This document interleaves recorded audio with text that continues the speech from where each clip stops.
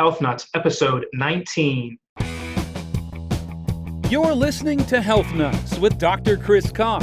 Making lifestyle changes is hard for many people, and not knowing what to do or how to do it makes the task all the more daunting. Here at Health Nuts, we focus on helping you live a fuller life by discussing everyday health issues and exploring breakthrough solutions on how to overcome them. And now, here's your host, Dr. Chris Carr.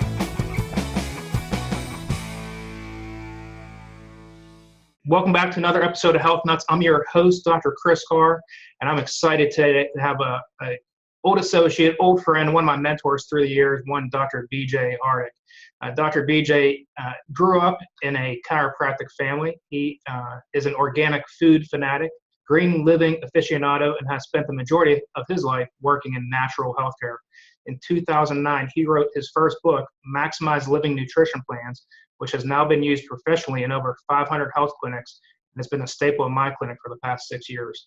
In addition to creating recipes and resources for drhardick.com, his strategies for natural health are featured on mindbodygreen.com, foodmatters.com, and the Huffington Post.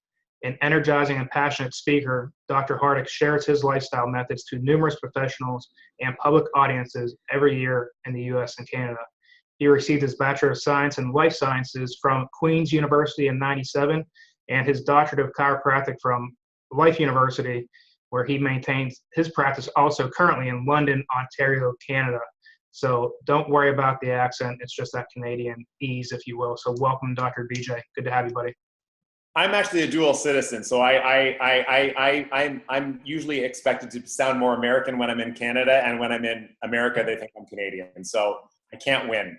No. And, since being a Canadian, my Penguins just won the Stanley Cup a couple of days ago. So I was hoping maybe you're pulling for Ottawa to pull it out, but maybe the Canadians will pull it out one of these years. Well, we're going to need a little more money to buy some players. Valid point. And then we might win again. But we have really, really dedicated fans. I'll tell you, you go to a Toronto Maple Leafs hockey game, and it's like $400 or $500 to get a ticket, and they haven't won in decades. No. But great fans, tremendous fans. They love the sport. They might never win, but they love the sport. I agree. So that's like the bust your chops a little bit to start off with. So that was kind of the personal intro of you. We were actually at Life similar in time. You graduated a couple years before me. So I know kind of your roots, and then I became more associated with you in my years with Maximize Living. And tell us a little more about yourself. So, I was born into a chiropractic family. I was named after the developer of chiropractic, BJ Palmer. So no pressure. No. But certainly, my family never, urged me to get into chiropractic or anything related with natural health. Frankly, I remember, growing up wanting to have various interests, various, potential careers. It wasn't until I actually started, though, working in my father's clinic at the age of 14 and meeting patients, meeting people whose lives were being transformed really in ways they thought were never possible, and back then there was so much less nutritional pollution. I think there was so much less environmental pollution. There was so much less stress. People sat a lot less. People didn't stare at iPhones all day long. The reality is, back in the early 1990s, my father used to have patients come in with all sorts of conditions that had not responded to conventional methods of care, or perhaps any methods of care, and we'd see these people get well. I remember one of my jobs when I was, I was only in 9th or 10th grade, but I started, gathering up all the testimonials, so back then that we could have case studies, demonstrating people's improvements in their health. And I remember, gathering all these stories on kids with constipation that had not responded to, allopathic methods. I remember, writing up stories of kids that had all types of food sensitivities, kids that couldn't eat, just lists and lists and lists of foods. Never mind, things that people might more classically associate with chiropractic, whether it was headaches or people that had, shooting pain down their legs for, years. And that was really my inspiration. My inspiration was really, really based more on, seeing these people's lives transformed. And that's when I started attending seminars and conferences with my father. My uncle was a chiropractor working in the same office as well. So it was really, really, working firsthand with people, seeing their lives transformed, and then also getting out to conferences. That's when I thought, this is something that I would like to do for the rest of my life. Yeah. So one of the reasons why I'm so glad that you're on is because I've talked about you throughout the years with the nutrition book, and that book has helped transform so many lives, let alone within our organization, outside our organization, but within my office, the amount of lives that it has helped, because one, it spells it out from A to Z. It's not the most complicated thing in the world. 3 easy steps, and with both of the plans that are in there. So today, for the audience out there, today we're going to talk about the Maximize Living Nutrition Plan book, which he co-authored with another guest, which we're having on, Kimberly Roberto. But I'm looking forward to hearing what led you guys down that road with the nutrition plan, and how'd you get into that book? I should tell you a funny story. So when I was in chiropractic school, I hated the nutrition class. I hated it with a passion. Now, somehow I got into professional school as a vegetarian. I have nothing against veganism or vegetarianism, but I was not a good vegetarian at all.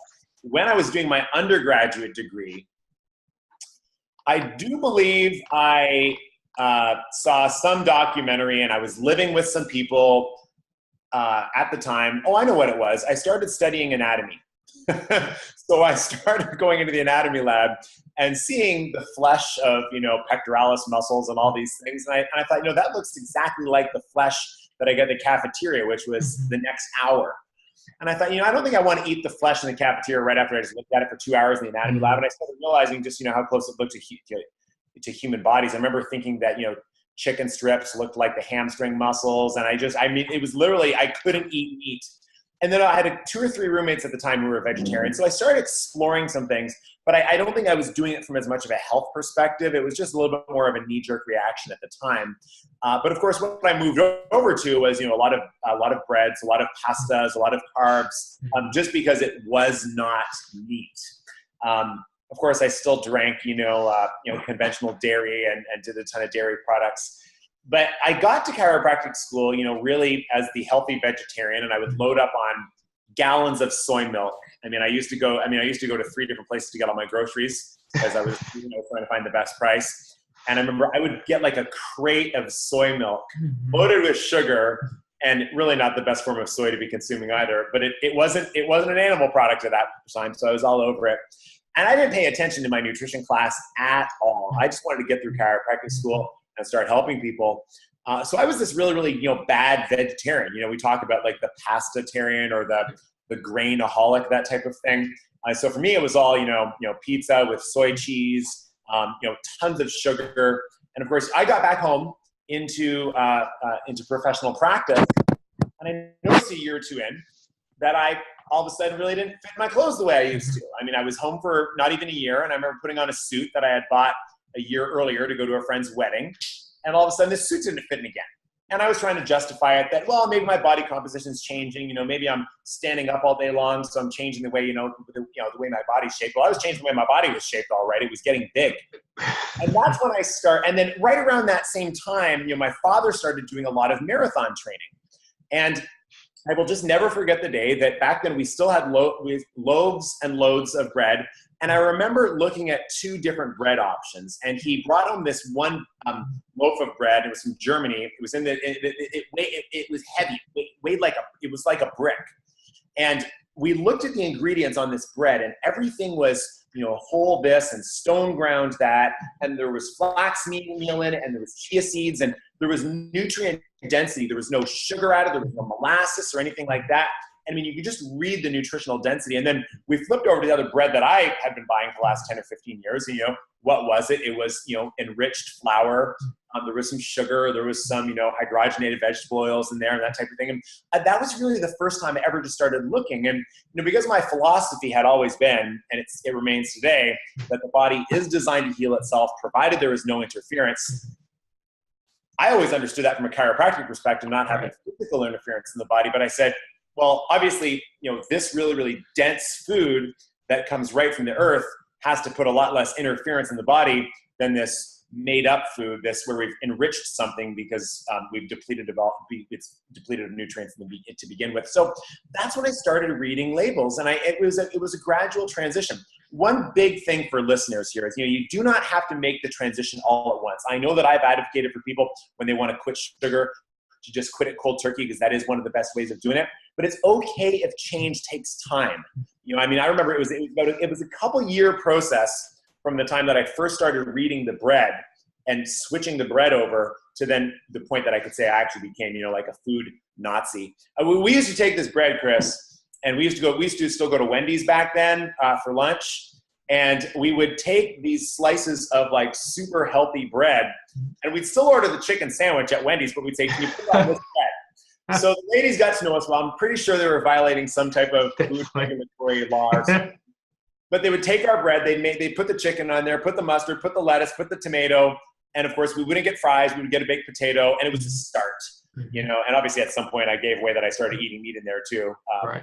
But not the best form of meat necessarily.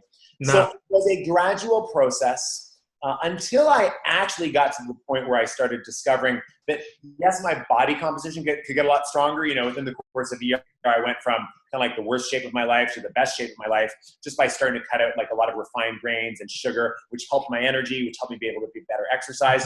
It really, really wasn't until I, discovered that I was dealing with severe gut issues associated with mercury toxicity that I became extra strict on every little thing that would go into my body. That was a couple years later. So I do believe it's been a process, and I just encourage people, it can be a process. It's not about, it's not about becoming perfect, but at least it's about making progress every day we can. Yeah. So with that being said, the two plans that are in the book and the ones that we go, either we put patients more towards the core plan or the advanced plan. So start off with the core plan. Why did you guys only go with two plans, and what made you just go with, option A and option B? Well, no, it's a great question. It is a great question, because I think nowadays, if you look at things, what's the disease that you have now if you're too strict about your diet? There actually is some psychological term like orthorexia or something like that. Like, I'm just too strict about all the food I want to eat. And I really do see that a lot, and that people do get very, very, very much hooked up on, one best way to eat for all people. And I just don't believe that. I mean, in principle, I wanted to start with two nutrition plans in the book. But frankly, I do respect that, people are biologically unique. There's tremendous diversity in our physiologies. Not all people need to eat the exact same thing. And we have certainly gotten into this polarized world where we must be paleo, or we must be vegan, or we must be this, we must be that. And I do think it's important that people assess themselves individually. And that's why it's important you have a baseline. Right. So the core plan was always meant to be a baseline. No matter what path you would wish to follow, we identified what three things would apply that would help everyone do better in their health. And that really, so we call it the core. I mean, that's the core of any nutritional changes that someone should make. So that was the baseline. And I believe that the core plan is something that kids are better off following, senior citizens, people, whether they're trying to lose weight, gain weight. I mean, there are some core principles that I would urge everyone to follow. Yeah, those three core principles, if you wouldn't mind going into those on the core plan. Obviously, I know what they are, but I'd like you to share. Hey, I mean, the first thing is to greatly reduce and ultimately eliminate sugar and other things, other forms of sugar. This was actually kind of really, really big news when we started talking about it 10 years ago, but I don't think this is big news now. Although it is still a major, major problem. I had a patient come to me just yesterday who actually, she works in the hospital, and she has such difficulty with the fact that, she's taking care of patients that are there, fighting for their lives. And the food that they're served, Chris, is not good. It's popsicles and it's suckers and it's yogurts and it's breads, and there's no concept whatsoever, because again, I believe that there is a holistic philosophy which encompasses nutrition. I respect that there is some element of healthcare that does not see the value in good nutrition. Mm-hmm. I think ultimately the score will be settled based on people's outcomes. But I mean, fundamentally, I certainly have worked with plenty of clients who've been told that whatever their condition was, that the food that they put in their mouth would not influence the state of their condition. I have a very, very good friend who, and this is not to be critical, this is just to give people an example of the state of affairs. I had a very, very good friend who had his gallbladder removed at the young age of 30. And I said, boy, okay, so what type of nutritional advice have you been given as a result of having your gallbladder removed? He said, nothing, just now it's gone. But I know that there's certainly modifications people should make. So, I just respect that some people within the healthcare circles are going to, place a greater emphasis on nutrition. And unfortunately now, still sugar consumption, it still is a problem. It has come down. People are consuming less sugar. It is still prevalent. We eat, and there's so much lobbying behind this. I mean, really one of the big, people always want to talk about big pharma, talk about big food. Right. So Coke has major advertising campaigns right now, which is targeting the demographic of people that are trying to reduce sugar. And that's why we have like Slim Coke and Mini Coke. I mean, it's the same amount of sugar per sip, but they're actually getting on the bandwagon saying, we know that you want less sugar. Juice companies that used to do like pressed juices, where you do apples and pineapples and all these things, you just have like cold pressed juice. A lot of them are switching over now. I have friends that they own a juice company. And they're saying, man, people don't want to just get pressed down just sugar without all the fiber and other nutrients. So they're starting up other things like gazpachos and really, really cool things. So people have become aware that we want less sugar, especially when it's not buffered with fiber or fat or protein so that it can be better utilized in the body. But sugar was the first change. We also said 10 years ago the importance that people really need to rethink fat and fat consumption. We do acknowledge that, sugar is sugar is sugar is sugar. I don't care what form it is in. Sugar is sugar, but it's not that way with fats. There's so many forms of fats, good and bad, natural and destroyed. And people really, really do need to, pay close attention to getting actually more fat in their diet. It's really, really interesting. I think it was 2013, or perhaps 2015, the American Heart Association said that things like fat, and specifically they're looking at cholesterol, is no longer of a nutrient of concern for overconsumption. So we've gone from avoiding all fat to now the American Heart Association saying, hey, you know what? We were wrong. Things like cholesterol, not a nutrient of concern. And of course, we could break this down to fat, cholesterol, saturated fat, trans fats, and so forth. But we always used to think that if we eat fat, it would just glue on the body as fat. Right. The reality is fat's going into the system. That can actually help the body burn what we know as adipose tissue. The other third piece that I still think a lot of programs is missing would be to get the purest form of food that you possibly can, to eliminate whatever toxins and toxicants you possibly can from your food supply. Eat the purest food you possibly can. So, this is accepted in principle. But unfortunately, you can certainly look at real obvious things in the variety store and find all kinds of food additives, chemicals, colorings. It's actually interesting because some of these are permitted in some countries but not others. We've seen to really give a lot of them a pass here in the United States, especially Canada as well. We see them also. But really, my idea with food is that, first of all, you shouldn't really have to have a label on your food. And if you have a label, it should really just have as few ingredients as possible, not a lot of stuff that you don't recognize. I would also say this, when you think about other things that get added to foods, if those things added to your own foods are something that you might find in your own pantry, go for it. I think anytime you're looking at a food and it says, well, it contains this, comma, and then you get into a bunch of stuff that you don't recognize and you don't even have a way to buy it, you really, really should think twice. So that's why we also, I think we say trash the toxins, right? Toxins and toxicants, get rid of all those things. And that ultimately, when people start making their own food, it's impossible for them to have foods with too many additives and preservatives because they're making it at home. And you know what I love about that? Think about what that does culturally for people too. Right. There's no question that when people slow down, when they make their own stuff, when they understand it, there's a greater appreciation for the earth and ecology. And let's not forget about what that does with your mindset and peace in life too, and what that does for your health also. So there's a holistic perspective here. Yeah, I loved it. So in review for the audience, the three changes were decreasing the sugar intake. The USDA, I believe they recommend, I think, up to 40 grams a day, which I think is still high. So we want you to even be less than that. Decreasing pretty much all your flour products, and then eating real food. And that's going to be a nice buzzword for going as organic as possible and keeping out all the toxic ingredients, monosodium glutamate, hydrogenated anything, hydrolyzed stuff, additives, colorings, and that's pretty much the baseline principle. And that's why I love that core plan, because regardless of age, gender, it crosses the board on where they need to be. So I love that first one. Now the second plan, this is going to be a little bit more tricky for those because it's called advanced for a reason, and I would love for you to share that one. When we developed the advanced nutrition plan, it really was at the time what most of the world had been seeing as what is now considered to really be a ketogenic plan. At one point, it wasn't good enough. So at one point, everything had to become paleo. Now everything has to become keto. That's kind of the buzzword now. Mm-hmm. And the reality is, we've been saying for 10 years that although there are indeed some foods which are very natural and they're not chemically processed, like fruits, like grains, there are foods that are indeed higher in their sugar content that frankly can impede somebody's healing ability when they've gone so far and they're dealing with some level of disease or inflammation, that we do advise removing from the diet for a period of time.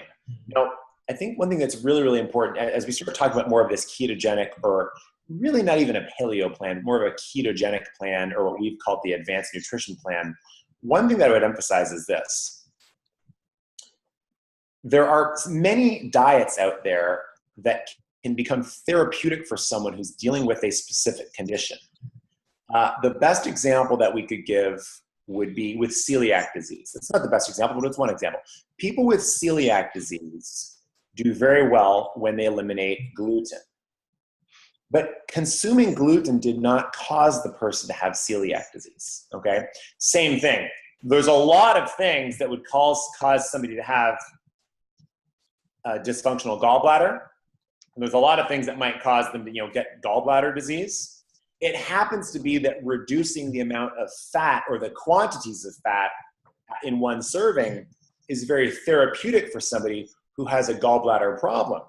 But we also know that it wasn't that they got the gallbladder problem because they had too much coconut oil in their lifetime. However, with the gallbladder problem, they're going to do better if they don't have, 2 tablespoons of coconut oil all at one time.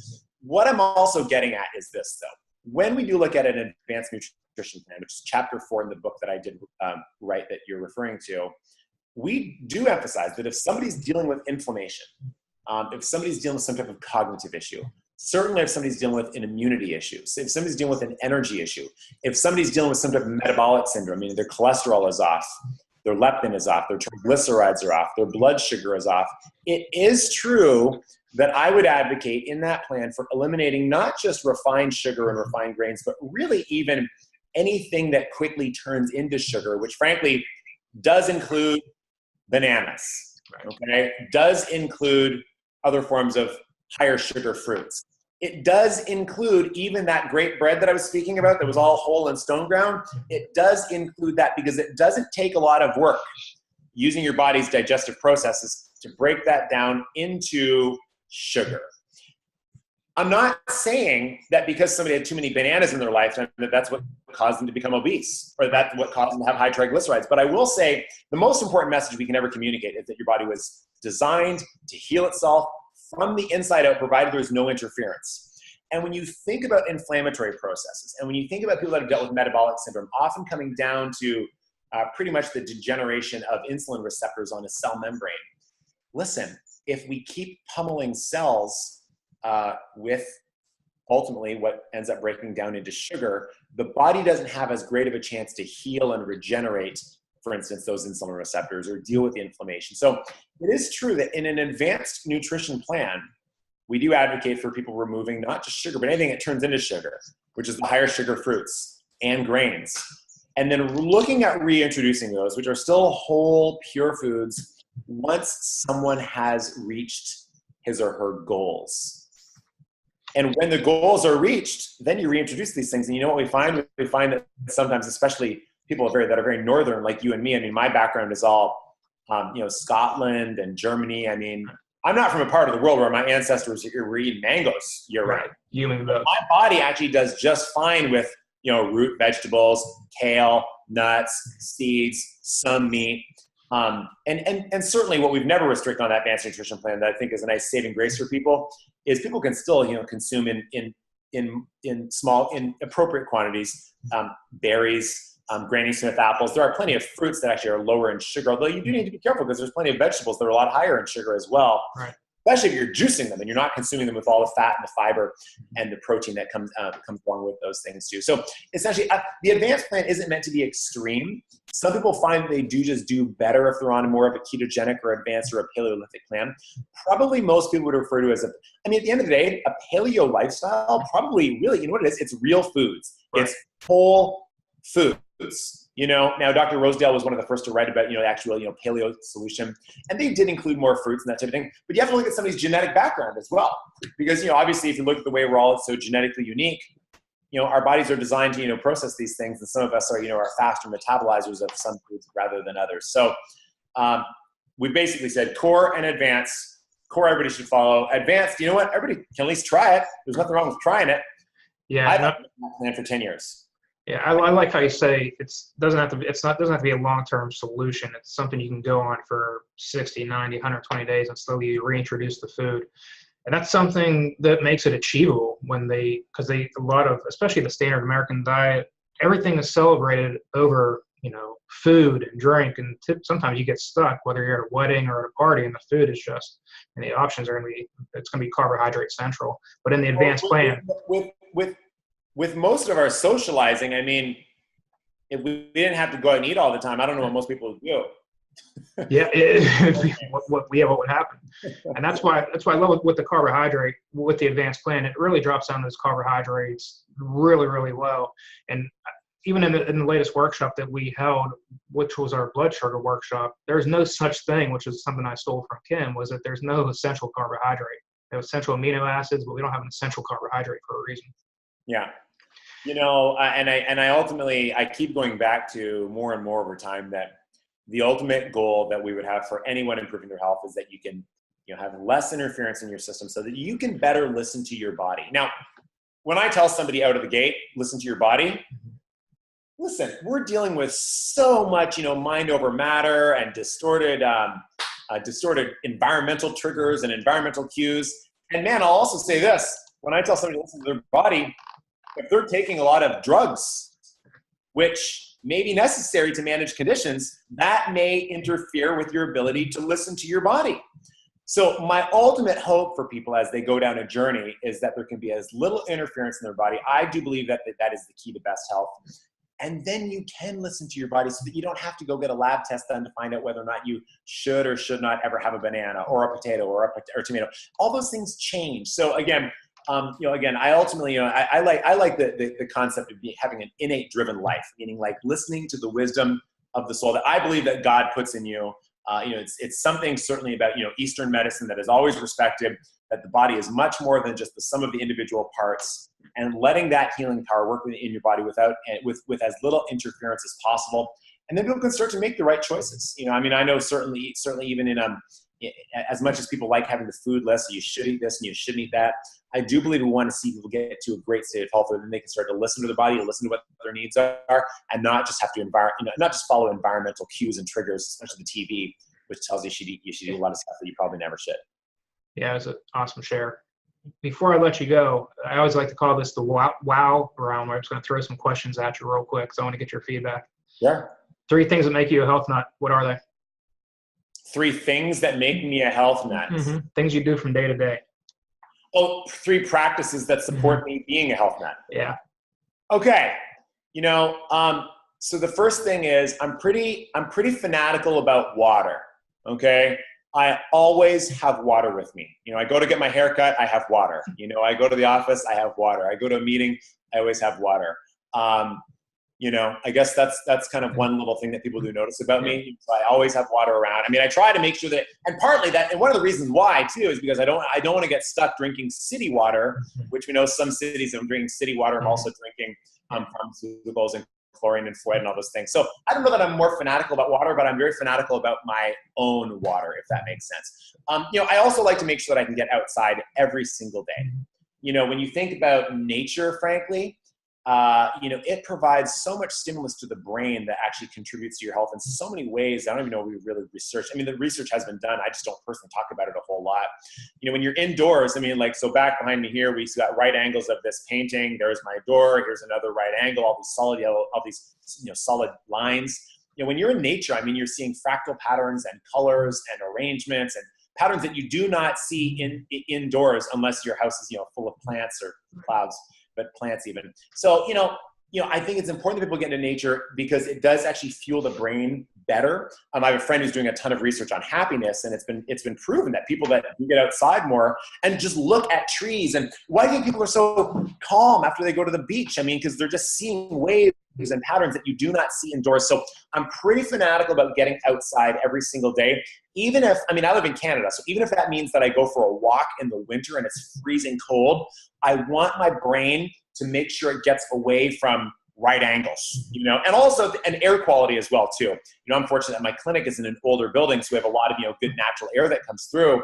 But there's been plenty of studies demonstrating that indoor air quality is not nearly as good as outdoor air quality. Never mind the vitamin D that you pick up as well too. I guess lately, it's only June. I live in Canada. People always tell me that I have like a big tan.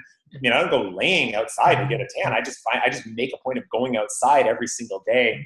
And it's easy not to, because so much now would be, on the computer, which you got to be sitting down. So I guess that would be my other third thing too, is I really aim to sit as little as possible. Yeah. I serve on some boards, and I am the guy that stands up all the time in these boardroom meetings. I even in my clinic, historically, my father built out some of the clinic, which I bought from him, and there were, little workstations where people would sit down and work all day. But now, I'm so blessed that I do get to stand up for a lot of the day. I'm really, a big fan of, people, using standing workstations, having places to stand. That is one nice thing about mobile devices like iPads and cell phones, as bad as they are, for many reasons, addiction, never mind anything else. But, I love the fact that, people can, move around and be on the phone now, as opposed to like having, sit at a desk and always be on the phone. So that's one thing. I do want to see people, get up, get moving as much as possible. I actually did have somebody the other day try to tell me that there was research proving that some people are better off sitting than standing. Just in principle, I said, no way. Now, you know what? I'm sure there's some research that will prove that someone's better off sitting than standing if they fall into a certain category. But there's probably other problems there as well. We are the only biped animals that have decided that the chair is where I'm supposed to, sit my tail for 8 hours a day. It really, really is, creating issues for people in terms of their movement, their mobility, their respiratory capacity, their spine, their heart, everything. So I'm a big fan of people moving as much as they possibly can. Tip, if people can set up a desk this way, they don't have to spend a lot of money on like a hydraulic workstation that goes up and down with pipes and tubes and electronics. The best type of workstation, because I don't think people are meant to be in any one position all day long either. It would literally be like a corner workstation, with like one level's low, another level is high. Get a computer monitor that can be on an arm. The arm will cost about $150. Swing the monitor so you can sit down if you need to. Sit on like a ball, or sit on something like a wobble cushion, so it forces you to be buoyant. Even right now, I'm doing this interview from a stool. The minute I get a flat back chair like you, but the minute I get into a flat back chair, I slouch. It starts to create other issues in the discs of my spine. So I'm a big fan of as much movement as possible. But you know what? Number 4, if I can give you number 4, you got to relax too, because it sounds like I'm telling people, just stand up, move around, and go crazy. Take a breath. And people really, really should relax. And that's something that I need to work on for myself. And there's a lot of ways people can, have promoted relaxation. And some of the best ways is, shut your phone off at a certain time of night. Like, do not allow any electronics in. I just have certain rooms. Sometimes I tour like model homes because I like architecture, and there's a TV in every single room. Have a room where you watch TV. Like, this is the 1950s, but try to get electronics out. And, let's not even debate whether or not Wi-Fi creates issues for people's health. I think it creates issues for people's minds, because their minds are always wired. So definitely commit to relaxation. And that's where nature plays a role too. So for the struggling person out there who's, they're struggling right now, they might be on a bunch of those meds that we were talking about earlier, or they're having a hard time cutting the weight, and they're just sick and toxic. They've tried everything and they've failed. What would you say to that person? So somebody's taking a lot of medication, they've had difficulty with their metabolism, they failed. Well, the first thing I would say is, don't give up. Certainly I would say, it's important to have an anchor. That anchor for me has always been the underlying philosophy that my body was designed to heal itself, provided there's no interference. There can indeed be limitations of matter, but if one method or one approach is not working for you, try another approach. It doesn't mean that no approach is going to ever work, but try another approach. And that would be trying a different nutritional approach, but it's still an approach. It Right. might mean trying a different chiropractic approach. If they're seeing a chiropractor, there might be a different chiropractic method that might work better for them. I could go into many different fields, give the same example, but don't give up whatsoever. You have to be anchored on that underlying philosophy. And then I would also look to say, okay, how can you model after, what our ancestors did before we had a lot of these modern day diseases, and if there's one thing about the paleo diet or the paleo approach, it really is to respect that there was a way that people lived. And frankly, I don't want to live in paleo times because I like my iPhone and I like being able to be on the computer with you. I don't want to go back to the paleo world, but I would respect that they weren't dealing with modern day diseases now, which is costing such a burden to our healthcare system. So look back at the way the body was designed to operate in the first place and do anything that you possibly can to get your body working the way it was supposed to by removing and eliminating that interference, and then give your body the best possible shot and work with people whom you trust. It's certainly one thing to go to a health food store and say, this is good for that. So like this vitamin is good for headaches, this is good for constipation.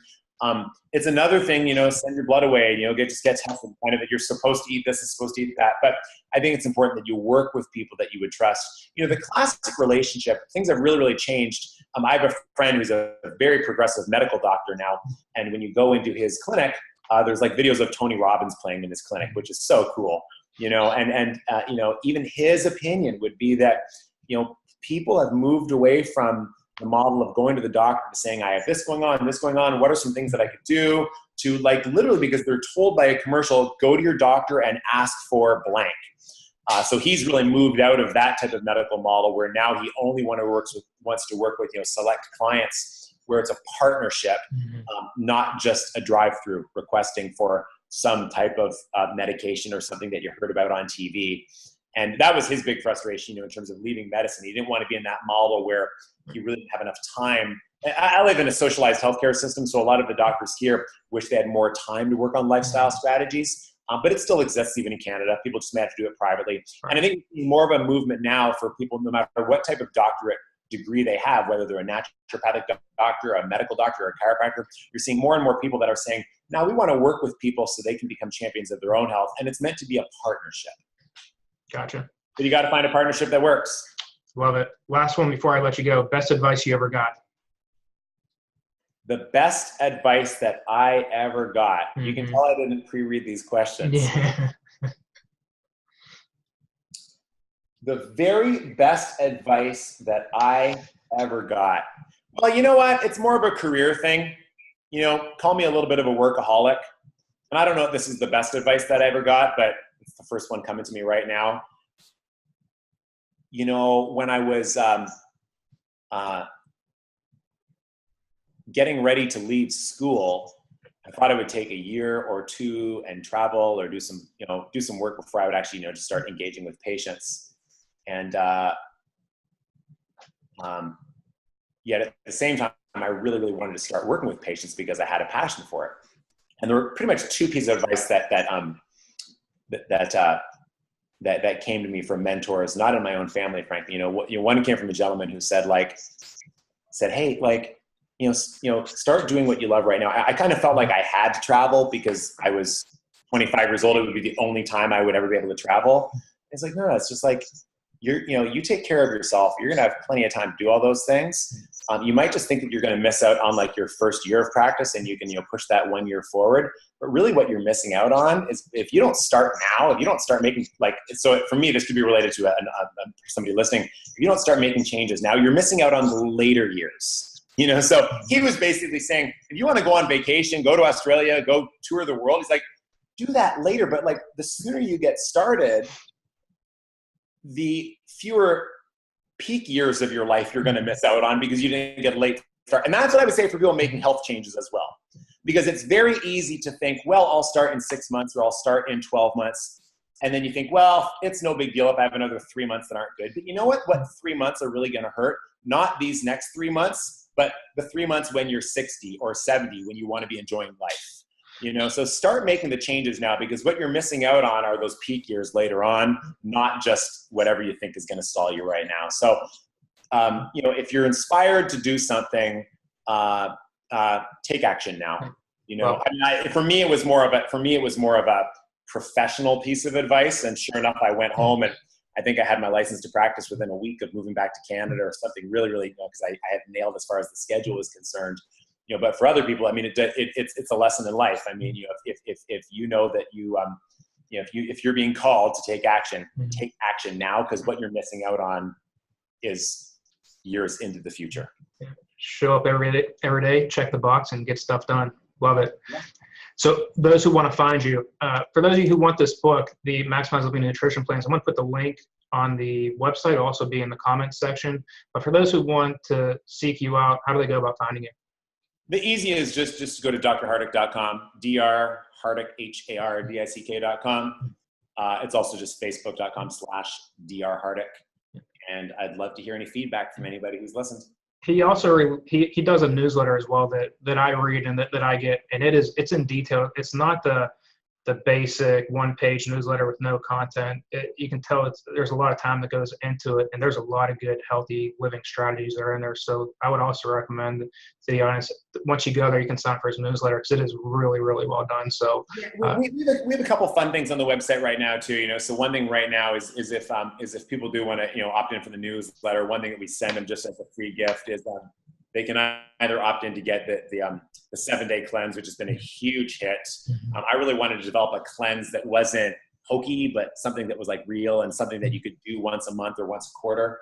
And somebody just came in the other day and they said, we want you to come speak at our work because like three people did your cleanse that are at my place of work. And I think this person works at like Union Gas or something like this. Like, I don't know these people at all. I mean, one person, you know, got off her heartburn medication just by going on the 7-day cleanse for 1 week, you know, so, and I said, I got to meet this person, you know, so you can either download the 7-day cleanse when you sign up for the newsletter. We also just put together my 15 favorite sugar-free desserts too, because I will tell you, we've refined these desserts for 10 years to make sure that they're awesome. I mean, listen, not all sugar-free desserts taste very good. I mean, some do kind of taste like bark or some type of really wet grass that's been sitting in the garbage can for a few too many days and you forgot to put the garbage out. So I will say my mom is amazing. It's really helped in terms of helping us understand, you know, whether it should be liquid stevia or powdered stevia, or should it maybe some cases you use honey. You know, my 15 favorite, I just been to a fun ebook too. So that's also a free gift for anybody that downloads the newsletter. Love it. So Doc, thanks so much for giving back and sharing your knowledge. And I appreciate you coming back to this audience. Thanks for what you're doing. I appreciate you. All right. Hey, we will see you all next week and on the next episode of Health Nuts. Have a blessed week, everybody. Bye now. So, you've heard from the experts yourself this episode and have gotten some golden nuggets on health. There is so much more to come and so much more to learn. Head on over to pghcw.com. Again, that's pghcw.com and sign up for our newsletter where you'll receive free info on how to get and stay healthy. Thanks for listening, and we'll see you next time on Health Nuts with Dr. Chris Carr. Be sure to subscribe to the podcast and please leave a review.